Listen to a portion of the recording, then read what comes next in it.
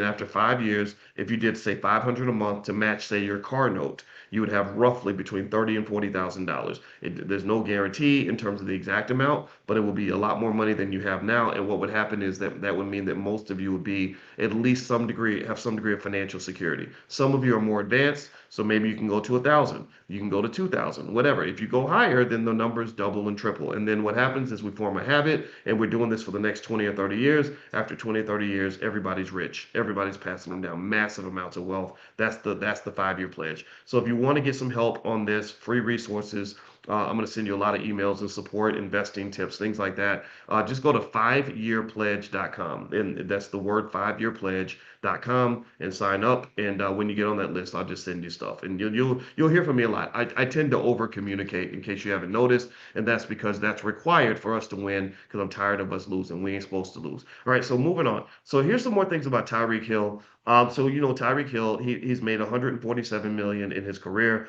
He's 31 years old, so he probably has a few more years left. I'm guessing a retirement around 36 or 37. That's when guys start to really slow down. And he's making about 30 million a year, and he had to give this money to his wife in their divorce. 500,000 to Kita Vaccaro, that's his wife, in addition to plus, so 500,000 in a lump sum, plus 20 to 50,000 per month for spousal support, and then she has to pay legal fees, $457,000 of that. She gets access to the Bentley, which is a $200,000 car, and then I forgot to mention she gets a $100,000 car allowance. I don't know what that means, but okay.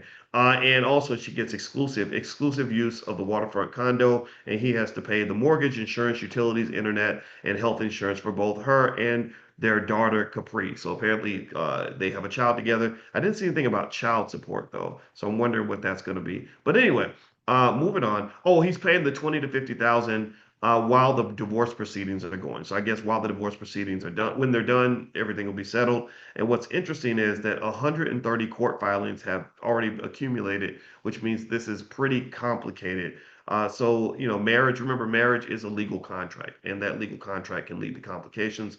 And what some would say, where a critique might be relevant, would be to say, maybe a prenuptial agreement could have resolved a lot of these problems. A lot of people think that a prenup means you expect to get divorced, and that's not true. You don't buy insurance for your house because you expect your house to burn down. You buy insurance for your house because you know that it's possible for your house to burn down, right? You want to be protected in case that happens. And also with relationships, like if you look at the very high divorce rate, one of the interesting things about relationships is it's so shocking to me how everybody thinks it can't happen to them. How everybody gets into a new relationship. All of us have done it at some point where you start something and you think it's going to last forever and you cannot even imagine that this thing coming to an end, and then it does. It happens a lot. And so it takes some maturity to get to that point where you say, okay, even though I don't feel like this is ever going to end, let me just make sure we're prepared instead. Like, for example, me and my wife do have a prenup, and we didn't do it. It wasn't contentious. It wasn't like, oh, I'm gonna do this because I think you're gonna be that dirty dog that's gonna take all my money. No, it wasn't like that. It was like, let's just make it simple. Because one thing that she does really well is she doesn't just talk about simple ways to get together. She talks about simple ways to break up.